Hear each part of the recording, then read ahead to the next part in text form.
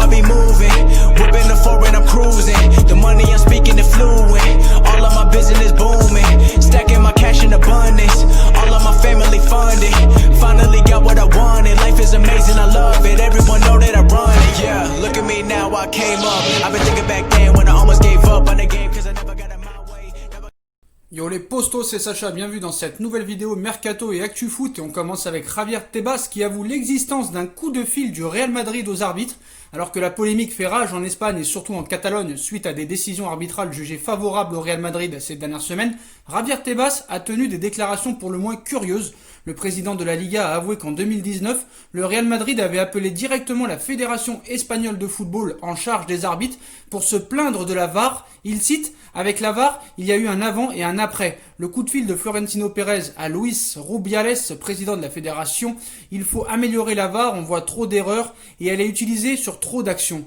Qu'un club comme le Real Madrid puisse passer un coup de fil de 20 minutes après la fin du match, ce n'est pas l'idéal pour les arbitres. Ça provoque plus de tension chez eux et ce n'est pas bon pour le championnat, a confié le patron de la Liga, des propos qui vont faire parler en Europe et en Catalogne surtout. » Alors que le Real Madrid et le FC Barcelone rêvent toujours de Neymar et de Kylian Mbappé, Ander Herrera a scellé l'avenir de Neymar et Mbappé, ses coéquipiers au Paris Saint-Germain. Alors que le Real Madrid et le FC Barcelone suivent leurs traces depuis de nombreux mois, Kylian Mbappé et Neymar, eux, ne pensent qu'au Paris Saint-Germain. C'est du moins ce qu'a déclaré leur coéquipier Ander Herrera au micro de Onda Cero en Espagne lundi soir. Ander Herrera cite « Je les vois très impliqués ici au Paris Saint-Germain. Par ailleurs, je ne crois pas qu'économiquement le Real et le Barça puissent se permettre ce genre d'opération cet été vu la situation, même si je ne suis pas économiste. » Il rigole, a lâché l'international espagnol 2 sélections avec la Roja, de quoi rassurer les supporters parisiens. On passe à Josep Maria Bartomeu qui s'est exprimé sur Sétienne, Messi, Neymar, Pjanic, l'énorme mise au point du président du FC Barcelone sur les dossiers chauds. Le président du champion d'Espagne en titre s'est exprimé sur les nombreux sujets qui font l'actualité de son club en ce moment.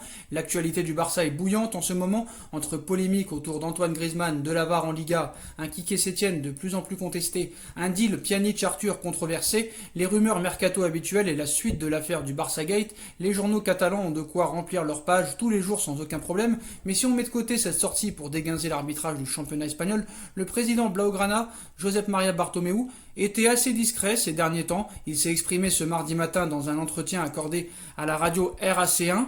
Donc tout d'abord, il a tenu à être très clair concernant l'avenir de Quique Sétienne, où il cite « Quique continuera à la tête de l'équipe. Je suis content de l'évolution qu'on a montrée dans ces matchs malgré les nuls.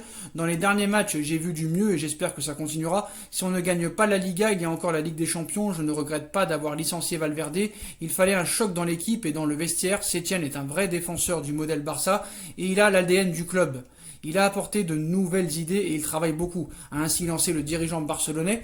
L'échange Pjanic-Arthur n'avait pas pour but de maquiller les comptes d'après lui, et ces derniers jours, plusieurs informations sont apparues de l'autre côté des Pyrénées concernant une volonté de départ de Lionel Messi au terme de son contrat en juin prochain, un dossier très délicat mais pour lequel Bartomeu se montre confiant, où il cite « C'est évident qu'on a l'obligation de prolonger Messi, le meilleur joueur de l'histoire. Il a encore de nombreuses bonnes années devant lui. Léo a dit beaucoup de fois qu'il veut prendre sa retraite au Barça. Je n'ai aucun doute sur le fait qu'il prendra sa retraite ici.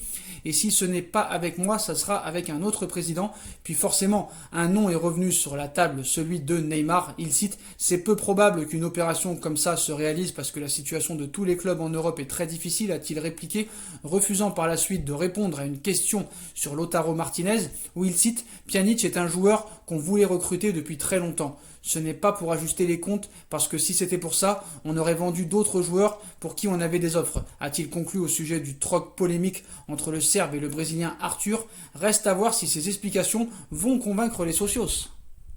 Et on passe à l'information principale du jour qui vient du côté de l'Espagne, et notamment du côté de Madrid, où apparemment le Real Madrid aurait une nouvelle stratégie pour recruter Kylian Mbappé dans quelques années, donc une nouvelle stratégie pour recruter Kylian Mbappé. Kylian Mbappé fait fantasmer le Real Madrid et les dirigeants de la Casablanca semblent prêts à tout pour s'offrir celui qui en est à 33 buts en 37 matchs cette saison avec le Paris Saint-Germain. Les Madrilènes ont quelque peu été freinés par sa valeur marchande astronomique aux alentours des 242 millions d'euros, mais Florentino Pérez pourrait se résoudre à jouer la carte de la patience dans le dossier, car Ocadario affirme qu'il est possible de recruter le champion du monde 2018 à un prix moins élevé.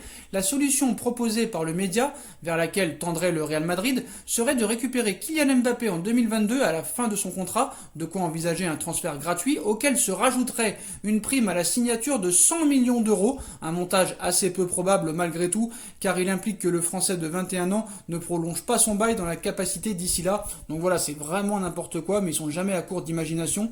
Moi, ils me font vraiment rire, hein. Je ne regarde même plus les séries comiques, voilà, les humoristes. Je regarde la presse espagnole et je me gave. Voilà les postos, c'est la fin de cette vidéo. Comme d'habitude, dites-moi en commentaire ce que vous en pensez. Je compte sur vous pour bombarder la barre de like, on partage, on commente, on s'abonne, on active la petite cloche pour être tenu en direct des vidéos qui vont sortir. On me rejoint sur mes différents réseaux sociaux ainsi que sur Utip et sur ma deuxième chaîne YouTube No Feeling qui sera en bas en lien en description. Voilà les postos, je vous souhaite à tous une très bonne continuation. Prenez soin de vous et à très vite pour une nouvelle vidéo les postos. Tchuss.